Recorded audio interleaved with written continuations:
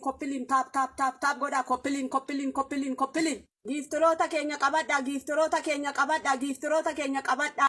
Tap si gochaan jira jabaadhu.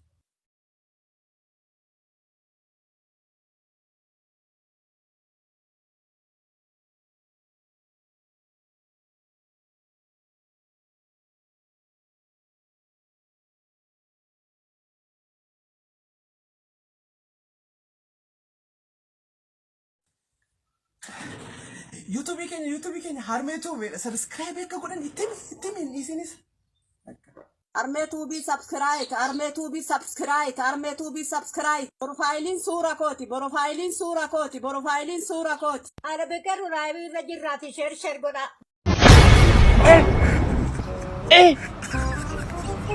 Aujourd'hui aussi, c'est un jour. Daïla.